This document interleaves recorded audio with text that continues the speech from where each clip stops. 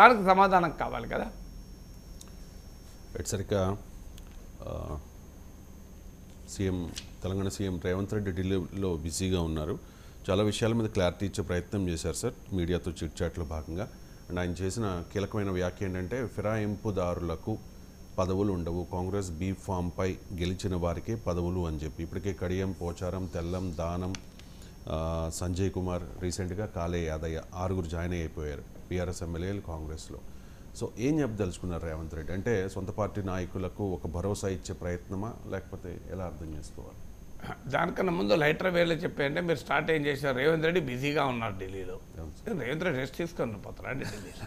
మీరే కాదు, ఎందుకు ఈ మాట లైటర్ వేలో చెప్తున్నా అంటే నమస్తే తెలంగాణలో వచ్చిన కూడా చెప్పాను సార్, నేను పాలన వదిలేసి అక్కడ ఢిల్లీలో పంచాయతీ చేసుకున్నాడు. ఫండమెంటల్ పాయింట్ ఏంటంటే మీడియాలో కొన్ని పదాలు ఆసక్తిగా నవ్వి తెప్పిస్తాయి. ముఖ్యమంత్రి ఢిల్లీలో బిజీగా గడిపారు. బిజీ గడపపోతే నిద్రపోయాను పోతారని నాకు అర్థం కాదు.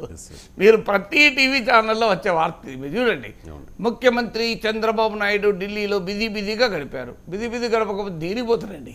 రేవంత్ రెడ్డి బిజీగా గడిపారు. అమెరికాలో పర్యటిస్తున్న ప్రధానమంత్రి నరేంద్ర మోడీ బిజీగా గడిపారు.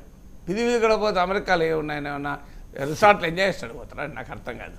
సో బిజీగానే గడుపుతారు. బిజీగా ఉంటే ముఖ్యమంత్రులు ఎక్కడన్నా బిజీగానే ఉంటారు. అంటే పార్టీ కార్యకలాపాల కోసం వెళ్ళారు. మీడియాలో చాలా ఆసక్తికరంగా ఈ పదాలు కొన్ని వాడుతుంటారు. బిజీగా గడపడం, ఆ బిజీగా గడిపారు అన్నప్పుడల్లా నవ్వొస్తుంటారు నాకు. బిజీ గడపపోతే రెస్ట్ తీసుకొని అడిపోతారా, వీళ్ళు ఏమైనా చేస్తాడు పోతారా అని. సో ఇక మీరు అన్నది కీలకమైన ప్రశ్న ఏంటంటే, రేవంత్ రెడ్డి కాంగ్రెస్ బీ ఫారం పైన, అంటే కాంగ్రెస్ పార్టీ టికెట్ పైన గెలిచిన వారికే మంత్రి పదవి. ఇది వెరీ బిగ్ పాలసీ స్టేట్మెంట్. ఎందుకంటే మనకు తెలంగాణలో కూడా, ఆంధ్రప్రదేశ్లో కానీ పార్టీ ఫిరాయించిన ఎమ్మెల్యేలు పార్టీకి రాజీనామా చేయకుండా పార్టీ బీఫారం, ఒక పార్టీ బీఫారం మీద గెలిచి ఇంకో ప్రభుత్వంలో ఉన్నారు. మీరు తెలంగాణలో కాంగ్రెస్ ఎమ్మెల్యేలుగా గెలిచిన వాళ్ళు, టీడీపీ ఎమ్మెల్యే గెలిచిన వారు బీఆర్ఎస్ క్యాబినెట్లో మంత్రులుగా ఉన్నారు. ఆంధ్రప్రదేశ్లో వైసీపీ సింబల్ పైన గెలిచిన వాళ్ళు టీడీపీ మంత్రివర్గంలో క్యాబినెట్లో ఉన్నారు. సో ఇది జరిగిన తర్వాత తెలంగాణలో ఒక major political statement Revanth Reddy ఇచ్చాడు. మా పార్టీ కాంగ్రెస్ పార్టీ టికెట్ పైన గెలిచిన వారికే మేము మంత్రి పదవి ఇస్తామని. That is a very big statement. కనీసం కొంత కాకపోతే కొంతైనా రాజకీయంగా మంచి జరుగుతుంది. అంటే మరి వచ్చే వాళ్ళు దేనికి వస్తున్నారు అంటే, వాళ్ళు మంత్రి పదవి గురించి కూడా రావడం లేదనే, లేదా మంత్రి పదవి లేకపోయినా మంచిదే అని వస్తున్నారా? సో ఈ మాట ఎందుకు అనాల్సి వచ్చింది అంటే, బహుశా ఇటీవల జీవన్ రెడ్డి ఎపిసోడ్ మనం చూసాం. సో ఆ జీవన్ రెడ్డి ఎపిసోడ్ తర్వాత ఈ జాగ్రత్త రేవంత్ రెడ్డి తీసుకున్నట్టుగా కనబడుతుంది. ఎందుకంటే ఇంకా భారీ ఎత్తున బీఆర్ఎస్ ఎమ్మెల్యేలు రోజుకొకరు చొప్పునో, వారానికో 3 చొప్పునో, 2 చొప్పునో చేరుతూ ఉంటారు. ఈ చేరికల పర్వం ఒక్కరోజు జరగదు. మీరు చూస్తుండండి, దీన్ని 1 నెల రోజులు సాగుతూనే ఉంటుంది. సో ఎమ్మెల్యేలు మారుతూనే ఉంటారు. ఇప్పుడు 6కి వచ్చి స్కోర్, రోజు మనం కౌంట్ డౌన్ అని చెప్పి రోజు ఒక స్క్రీన్ పైన వేసుకోవాలి. నెంబర్ ఎంత, 6, 7, 8, 10, 9 ఇట్లా. సో అలా నెంబర్ పెరుగుతూనే ఉంటుంది. 26 వచ్చిన తర్వాత బీఆర్ఎస్ లెజిస్లేచర్ పార్టీ కాంగ్రెస్లో విలీనమవుతుంది. సో అది ఎన్ని రోజులు పడుతుందో చెప్పలేం కానీ అది ప్రక్రియ. సో ఈ ప్రాసెస్లో కేసీఆర్ అడ్డుకోవడానికి కూడా ప్రయత్నం చేస్తున్నాను అనుకోను. అడ్డుకోవడానికి ప్రయత్నం చేసినా ఫలితం ఏమి ఉండదు కనుక పోయేటోళ్ళు పోనీయండి, కొత్త వాళ్ళని తయారు చేసుకుంటా అని అంటున్నాడు. సో మరి కొత్త వాళ్ళని తయారు చేసుకుంటా అన్న వాళ్ళు కొత్త వాళ్ళు అడగరా, ఇవాళ మేము మీకు అధికారం లేదు, ఉన్నోళ్ళు పోతున్నారు కనుక మమ్మల్ని తయారు చేసుకుంటా అంటారు. రేపు మళ్ళీ నీకు అధికారం వచ్చే పరిస్థితి, అధికారం వచ్చాక ఏం చేస్తావు, మమ్మల్ని పక్క పెట్టి మళ్ళీ కొత్త వాళ్ళని తీసుకుంటావు, బయట వాళ్ళని తీసుకుంటావు కదా అని కేసీఆర్ని అడుగుతారు. సో అందువల్ల కాంగ్రెస్లో జీవన్ రెడ్డి ఎపిసోడ్ తర్వాత కాంగ్రెస్ పార్టీలోనే ఇప్పటికే ఆశావాళ్ళు చాలామంది ఉన్నారు. 10 ఏళ్ళు అధికారంలో లేరు. ఈ 10 ఏళ్ళు నా బాధలు పడి కష్టాలు పడి పార్టీని అధికారంలోకి తెచ్చిన మాకు ఈ పదవులు లేకుండా బయటి వారికి పదవులు ఇస్తారా అనే ప్రశ్న ఉత్పన్నమవుతుంది.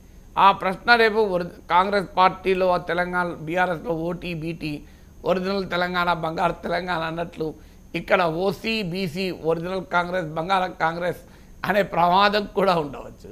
అందువల్ల ఆ సీనియర్లు ఇప్పటికీ మంత్రి పదవులు కోరుకుంటున్న చాలామంది సీనియర్లకు ఇప్పటికీ పదవులు లేవు. ఎందుకంటే 12 ఇంకా 6 బెర్తులు మాత్రమే ఖాళీ ఉన్నాయి. 6 మాత్రమే ఖాళీ ఉండగా ఈ ఫిరాయింపులకు బయటి పార్టీ నుంచి వచ్చిన వారికి టికెట్ ఇస్తే మంత్రి పదవులు తీసుకుంటే ఏమైనా పార్టీలో వ్యతిరేకత వస్తుందని ఆలోచించవచ్చు. బట్ ఈ స్టేట్మెంట్ ఇచ్చి ఉండాలి. కానీ ఈ స్టేట్మెంట్ మీద ఎంత నిలబడుతుంది కాంగ్రెస్ పార్టీ? ఇలా వచ్చిన వారికి మంత్రి పదవులు ఇవ్వకుండా ఉంటుందా చూడాలి. ఇది రేవంత్ రెడ్డి సొంత స్టేట్మెంటా, హైకమాండ్ అంగీకరించిన కాంగ్రెస్ పార్టీ పాలసీ స్టేట్మెంటా? సో రాబోయే కాలంలోనే తేలుతుంది మనకు. ఈ స్టేట్మెంట్ తర్వాత ఏదైనా బీఆర్ఎస్ నుంచి వెళ్ళే వాళ్ళ సంఖ్య తగ్గుతుంది అనుకోవాలండి. ఎందుకంటే ఏదైనా హామీ ఇస్తేనే ఏదైనా మంత్రి పదవి ఒకటే లేదు కదండి హామీ. అదే సార్, అంటే ఇక్కడ కాంగ్రెస్ బీఫామ్ పై గెలిచిన వారికే పదవులు అన్నారు కానీ సార్ మంత్రి పదవులు అన్నట్టున్నారు. నాకు తెలిసినంత వరకు మంత్రి పదవి అన్నట్టు అంటే మనం స్క్రీన్లో కూడా చూస్తూ ఉన్నాం. అంటే ఇప్పుడు ఆ స్టేట్మెంట్తో బీఆర్ఎస్ ఎమ్మెల్యేలు కాస్త తగ్గుముఖం పట్టే అంటే ఇప్పుడు వెళ్ళే వాళ్ళంతా మంత్రి పదవి కొరకు వెళ్తున్నారా అని పాయింట్ క్వశ్చన్ అది కదా. మంత్రి పదవి కొరకు వెళ్తే మీరు అన్న ప్రశ్న ఉత్పన్నం అవుతారు. మంత్రి పదవి కొరకే వెళ్ళకపోతే ఉత్పన్నం ఎక్కడవుతుంది? అంటే పదవులు ఇవ్వము, కాంగ్రెస్ బీఫామ్ మీద గెలిస్తేనే ఇస్తాము అన్న తర్వాత ఆ ఎఫెక్ట్ ఎంతవరకు ఉండవచ్చు? పెద్ద ప్రభావం ఉంటుంది అనుకుని వెళ్ళే వాళ్ళు వాళ్ళకి రకరకాల అడ్జస్ట్మెంట్లకు ఉంటారు. అసలు ఈ స్టేట్మెంట్ మీద ఎంత మేరకు కాంగ్రెస్ పార్టీ నిలబడతా కూడా తెలియదు కదా. సో అది రాబోయే ఇప్పుడు పోచారం శ్రీనివాసరెడ్డికి రైతు బంధు సమన్వయ సమితి బాధ్యతలు ఇస్తారంటున్నారు. అది కూడా క్యాబినెట్ ర్యాంకు. సో అందువల్ల దేర్ ఆర్ మెనీ మెథడ్స్. అధికార పార్టీతో ఉన్నప్పుడు అనేక రకాల ప్రయోజనాలు పొందుతూ ఉంటారు కదా. సో అందువల్ల మంత్రి పదవి కొరకే వచ్చే వాళ్ళు ఎవరైనా ఉంటే రారు. సో మంత్రి పదవి కావాలని వచ్చే వాళ్ళు ఉండకపోవచ్చు కూడా కదా. ఇప్పుడు కడియం శ్రీయర్ వచ్చారు, ఆయన మంత్రి పదవి ఆశించి వచ్చారని అనుకోను. ఆయన కూతురు అక్కడ వరంగల్ నుంచి ఎంపీగా కాంగ్రెస్ పార్టీ తరఫున అయితే గెలుస్తుందని అనుకున్నారు. కాంగ్రెస్ పార్టీ తరఫున గెలిచారు, ఆయన వచ్చారు.